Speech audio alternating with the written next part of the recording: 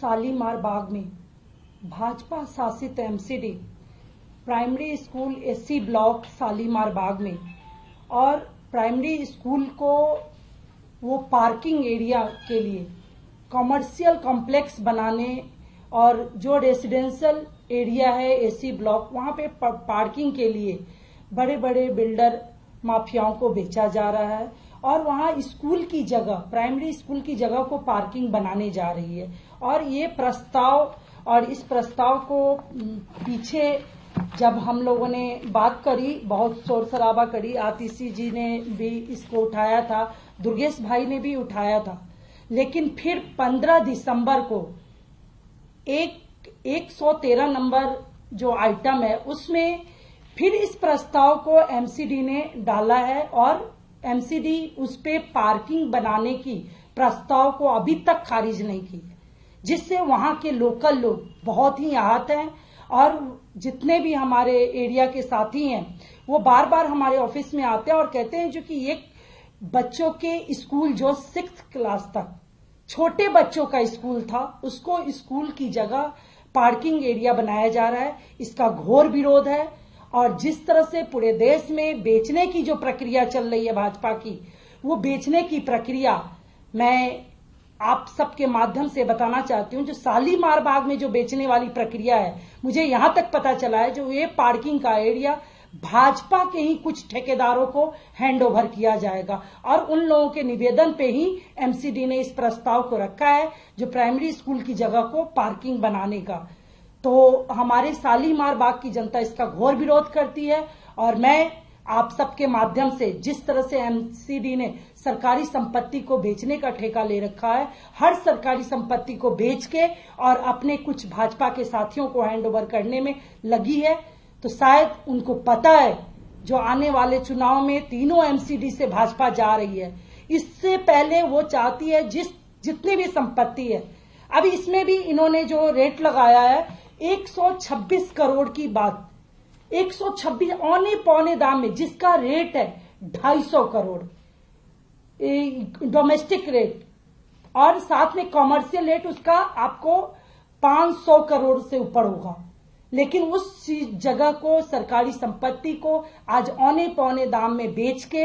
ये एमसीडी अपना जेब भरना चाहती है, अपने कुछ साथियों का घर भरना चाहती है और अभी तक वो हमारे जितने भी सरकारी कर्मचारी एमसीडी के कर्मचारी हैं उनको आज तक तनख्वाह नहीं दे, इतना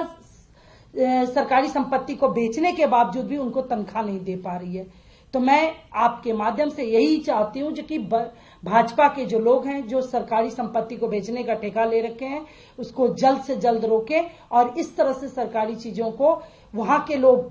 वहां हमारे शालीमार बाग एससी ब्लॉक की जनता वहां नहीं चाहती, वहां स्कूल ही रहने देना चाहती है, वो नहीं चाहती जो वहां पार्किंग एरिया हो और वो भी कमर्शियल पार्किंग, कुछ लोगों को फायदा पहुंचाने के लिए, कुछ भाजपा के साथियों को फायदा पहुंचाने के लिए जो निगम के साथी कर रहे हैं, इसको जल्द से जल्द रोका जाए।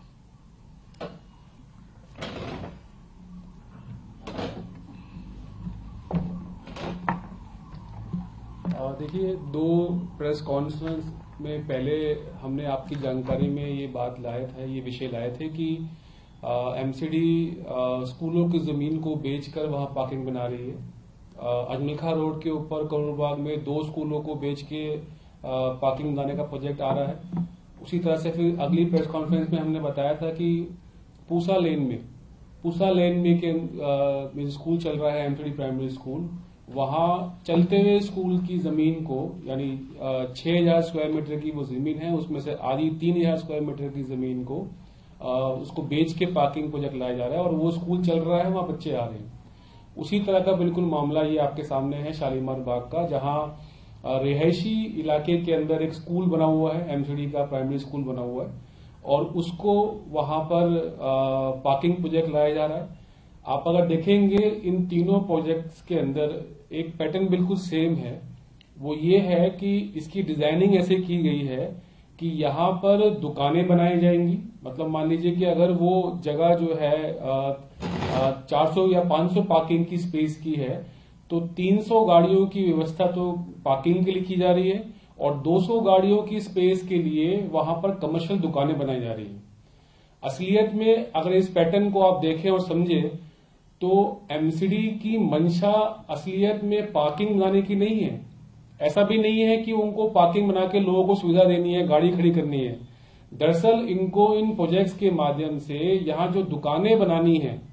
इन दुकानों को बनाने के लिए जो कॉन्ट्रैक्टर को बुलाया जा रहा है, इन कॉन्ट्रैक्टर से अंडर द टेबल जो कमीशन मिलना है, जो करोड़ों रुपए का इनको करप्शन करना है, ये इनका मकसद है। ये इस पैटर्न से बिल्कुल क्लियर होता है, क्योंकि जैसा हमने आपको बताया था कि अजमलखा रोड पे जहां ये पार्किंग प्रोजेक्ट ला रहे हैं, वहां इन्होंने 2 साल पहले सरफेस पार्किंग शुरू कर दी थी स्कूल को बंद करके, और वहां आज की डेट में लगभग 350-400 गाड़ियां पार्क हो रही हैं। और इस प्रोजेक्ट में जिसमें पार्किंग बनाने की बात कर रहे हैं, इस प्रोजेक्ट के बन जाने के बाद भी वहां 300 ही गाड़ियां खड़ी होंगी। तो जब 300 ही गाड़ी खड़ी करनी है तो ये सारा का सारा खेल किस लिए? ये सारा खेल इसीलिए है कि जिस कॉन्ट्रैक्टर को ये कॉन्ट्रैक्ट दे रहे हैं वो वहां दुकानें बनाएगा, वो वहां शॉपिंग कॉम्प्लेक्स बनाएगा, और इसके एवज में एमसीडी में जो भारतीय जनता पार्टी के जो नेता बैठे हुए हैं वो और जो अधिकारी हैं, इनको मोटा मुनाफा जो है वो भ्रष्टाचार के रूप में होने वाला है। इसीलिए इस प्रोजेक्ट को लाया जा रहा है। तो अभी जैसा मंदा जी ने आपको बताया कि रिहायशी इलाके के अंदर इस प्रोजेक्ट को बनाया जा रहा है। अब रिहायशी इलाके के अंदर एमसीडी स्कूल को बंद किया जाएगा। हमने पिछली भी कॉन्फ्रेंस में ये कहा था कि राइट टू एजुकेशन एक्ट के तहत जो प्राइमरी स्कूल हैं वो बच्चों के लिए 1 किलोमीटर की दूरी के अंदर होने चाहिए। अगर कोई बच्चा, कोई परिवार रहता है कहीं पे, दिल्ली में किसी मोहल्ले के अंदर, तो सिर्फ 1 किलोमीटर की दूरी के अंदर उसको प्राइमरी स्कूल की सुविधा होनी चाहिए सरकार की तरफ से, ताकि वो अगर मान लीजिए कि उसको पैदल भी जाना है, पेरेंट को लेके, उस पर किराया भाड़ा का खर्चा नहीं है, या बच्चा छोटा है उसको पैदल भी लेके जाना है, तो वो आसानी से पहुंच सके। अगर रिहायशी इलाकों के अंदर भी स्कूलों को बंद कर दिया जाएगा तो वहां जो बच्चे रहते हैं या जो वहां परिवार रहते हैं वो बच्चों को कहां पढ़ाएंगे, उनको वो कहां लेके जाएंगे। इस तरह से धीरे धीरे स्कूलों को बंद कर एमसीडी और भारतीय जनता पार्टी के नेता प्राइवेट स्कूलों को बढ़ावा दे रहे हैं। ये चाहते हैं कि गरीब आदमी का बच्चा सरकारी स्कूल में ना जाए, सरकारी स्कूल में ताले लग जाए, वहां पार्किंग बन जाए, उससे करोड़ों रुपए ये कमा ले भ्रष्टाचार के रूप में, और जो गरीब परिवार के बच्चे हैं वो प्राइवेट स्कूलों में जाके मोटी मोटी फीस देके वहां पढ़ाई करें। तो अब इन तीनों घटनाओं से और इतनी सारी प्रॉपर्टीज जो दिल्ली के अंदर इन्होंने बेच दी हैं पिछले कुछ समय के अंदर और जिनकी तैयारी चल रही है, इससे ये साफ होता है कि नगर निगम के लोग, हमने इतनी प्रेस कॉन्फ्रेंस कर ली है, इतने अखबारों में आ गया है, कुछ जगह प्रदर्शन भी हो गए हैं, उसके बाद भी ये रुक नहीं रहे हैं। भारतीय जनता पार्टी के नेता ये रुक नहीं रहे हैं, ये हर रोज नई स्कीम लेके आ रहे हैं कि चुनाव से पहले पहले जितनी भी जमीन हम बेच सकते हैं दिल्ली के लोगों की, क्योंकि असलियत में ये जमीन दिल्ली के लोगों की है। ये ऐसा तो नहीं है कि एमसीडी के नेताओं ने, भारतीय जनता पार्टी के नेताओं ने या इन अधिकारियों ने इसको अर्जित किया है, इन्होंने इसको बनाया है। ये सरकारी जमीन दिल्ली के लोगों की है, इस पे हक दिल्ली के लोगों का है, और यहां उनकी सुविधाओं के लिए ही काम होना चाहिए। और जैसे भारतीय जनता पार्टी के लोग इतनी शिकायत उठाने के बाद भी, इतना इस मुद्दे को उठाने के बाद भी नहीं रुक रहे हैं, अब हमारे पास सिर्फ एक ही जो सुझाव मुझे लगता है कि एक ही जगह बची है। जैसा हम सब जानते हैं कि हमारे देश के अंदर, पूरे देश में जितना भी लैंड है उसके मालिक महामहिम राष्ट्रपति महोदय हैं। पूरे देश में 1-1 इंच जमीन जो भी है उसके असलियत में जो मालिक है वो वही है, उन्हीं के पास का अधिकार है। अब सिर्फ वही हमारे को लगता है एक जगह है। इस प्रेस कॉन्फ्रेंस के माध्यम से आज हम महामहिम राष्ट्रपति महोदय से गुहार करते हैं, उनसे हाथ जोड़ के ये प्रार्थना करते हैं कि वो दिल्ली के लोगों की जमीन को बचाएं। वो दिल्ली के लोगों की जमीन को, जो एमसीडी के लोग, जो भारतीय जनता पार्टी के लोग लगातार बेच रहे हैं, स्कूलों की जमीन को बेच रहे हैं, पुरानी हेरिटेज बिल्डिंग्स को बेच रहे हैं, कमर्शियल कॉम्प्लेक्स को बेच रहे हैं, हमारी राष्ट्रपति महोदय से ये प्रार्थना है कि वो इस विषय पे, इस गंभीर विषय पे संज्ञान लें और इस हमारे दिल्ली के लोगों की जमीनों को बेचने से रोकें। हमारा ये निवेदन है, उनसे प्रार्थना है कि इसमें वो संज्ञान लें, इसमें इंटरवेन करें और इस चल रही इस अनैतिक कार्य को जो भारतीय जनता पार्टी के लोग लगे हुए लगातार करने में, इसको वो रोके। बहुत बहुत शुक्रिया। सर, 2 प्रश्न है। एक प्रश्न तो ये है कि जिस तरह से एमसीडी के लोग कहते हैं कि दिल्ली सरकार की तरफ से उनका फंड जो है वो लगातार रोका जा रहा है। अभी भी दिल्ली नगर निगम के स्टैंडिंग कमेटी के चेयरमैन जोगीराम जैन ने कहा है कि ये जो किस्त आनी थी इस बार की, उसमें 387 करोड़ रुपए जो है वो आप लोगों ने काट लिए हैं। मेरा दूसरा सवाल जो है, इस पर आप क्या कहना चाहते हैं? और दूसरा ये है कि अभी एक शराब के मुद्दे पर उन्होंने एक बयान दिया है कि पहले 21 दिन ड्राई डे होते थे, अब उसको घटाकर जो है वो 3 दिन जो है वो कर दिए गए हैं, और दिल्ली सरकार की जो है शराब माफियाओं के साथ में मिली भगत है। देखिए, जो पहला प्रश्न है वो आज की प्रेस कॉन्फ्रेंस से जुड़ा हुआ है, तो मैं उसी को उत्तर दे पाऊंगा। जैसा आप बोल रहे हैं कि दिल्ली सरकार ने उनका पैसा रोका हुआ है, तो मैं आपकी जानकारी में लाना चाहूंगा कि एक नहीं बल्कि कई बारी हमने प्रेस कॉन्फ्रेंस करके बताया है कि दिल्ली सरकार को एक भी रुपया नगर निगम का नहीं देना है।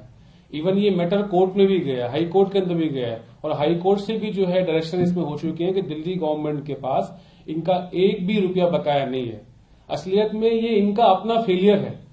15 साल के अंदर क्यों नहीं अपनी इंडिपेंडेंट व्यवस्था कर पाए अब तक? 15 साल के अंदर इन्होंने क्यों नहीं कोई पॉलिसी बनाई रेवेन्यू बढ़ाने के लिए? 15 साल के अंदर भारतीय जनता पार्टी के लोगों ने क्या किया सर इसमें नगर निगम के अंदर रेवेन्यू को उसको इंक्रीज करने के लिए? अपने फेलियर को, अपनी नाकामी को छुपाने के लिए बार बार दिल्ली सरकार के ऊपर ये ठीकरा फोड़ने की कोशिश करते हैं। लेकिन ये अच्छी बात है कि ये मैटर कोर्ट में है, और कोर्ट ने भी साफ कर दिया है कि दिल्ली गवर्नमेंट को एक भी रुपया इनको नहीं देना है। जो भी पैसा इनको करना है, इनको हर बार इनको किस्त पूरी जाती है, लेकिन इनके नगर निगम में आप खुद जानते हैं कि इतना भ्रष्टाचार है, अंधा कुआं है कि जितना पैसा आप इनको दे दो वो सारा पैसा जो है गायब हो जाता है, भ्रष्टाचार की भेंट वो चढ़ जाता है।